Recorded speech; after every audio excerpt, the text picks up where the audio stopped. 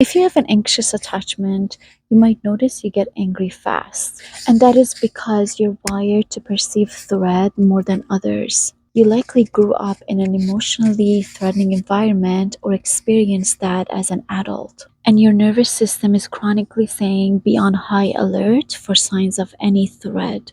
Sometimes your anger is your reaction to a real threat, circumstances that you're not okay with, and sometimes you might be interpreting others' behaviors, actions negatively, even if it's not the case, which circles back to being on high alert for any signs of threat. You handle any perceived or real threat with externalized anger, protest, blame, and getting emotionally escalated.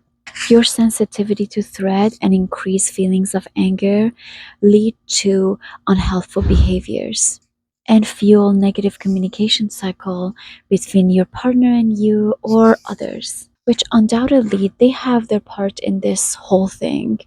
But we are talking about you right now.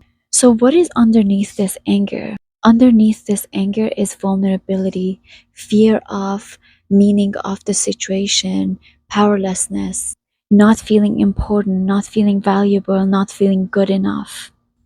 And what would happen if those things were true? Grief, emptiness, loneliness, getting physically or emotionally abandoned. Of course, you get angry. You have good reasons to fear those things. And the anger is your body's response to wanting to feel safe. Underneath this anger is sadness over all of life experiences of not being responded to. Along with vulnerable feelings, there's also this shame that says, inner voice that says, why can't I let things go? And a self view that constantly questions, am I lovable? Am I good enough? Maybe the problem really is me. This doesn't take away from the part of you that knows others play a role in your anger. But even when those things are true, most people with anxious attachment have this core belief that what if something is wrong with me? Your shame isn't completely in your conscious awareness. But what is in your conscious awareness is bodily sensation that there is something you need to do to get rid of this pain. And that is when the anger comes from, the anger to fight. And there's hope in the fight. Maybe, just maybe, I can fight hard enough so that they can see my distress. Or I can communicate how wrong they are and they'll change. Maybe if I fight back, I won't have to sit with the worst feelings of all, which is powerlessness. And maybe if I get them to change, I won't have to see myself as the problem and face the shame. What can you do with this energy? First, your anger needs to be honored and validated. Everyone has a good reason to be mad.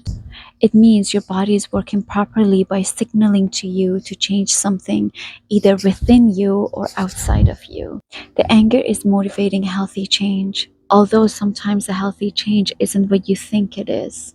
Anger that is not validated and honored as useful will not go away.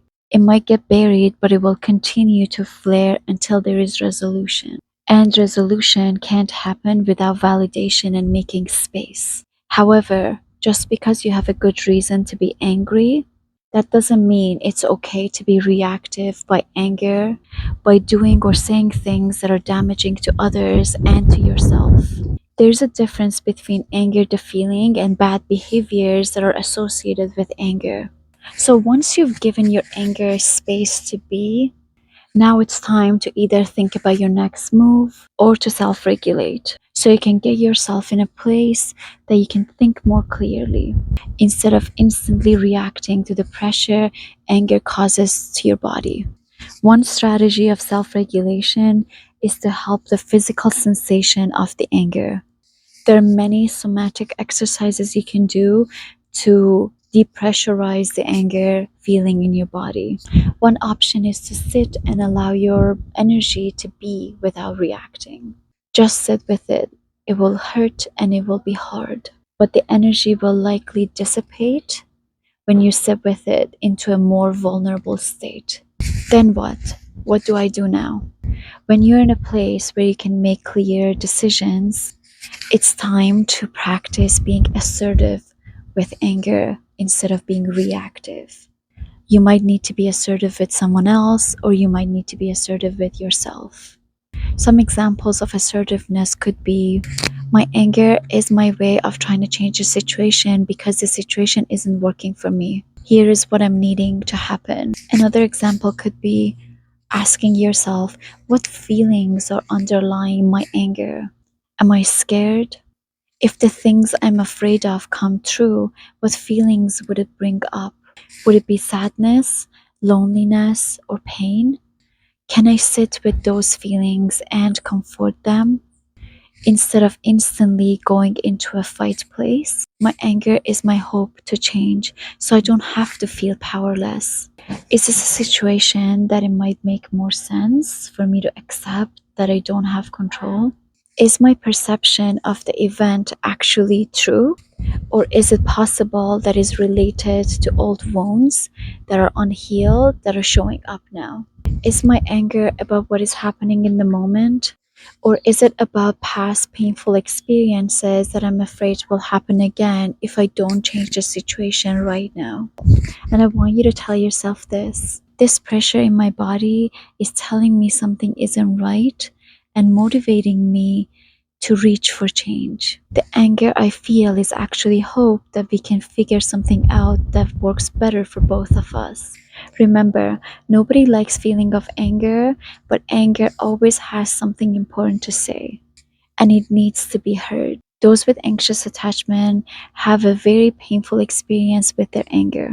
They have good reasons to be angry in life and were left alone to deal with it on their own. On top of that, their body feels it in a big way. The way out is learning to listen to anger, to validate it, to regulate it, to communicate it assertively. Remember, underneath your anger are vulnerable feelings that might need more support. Your anger needs to be validated for having good reasons to exist. It needs to be heard.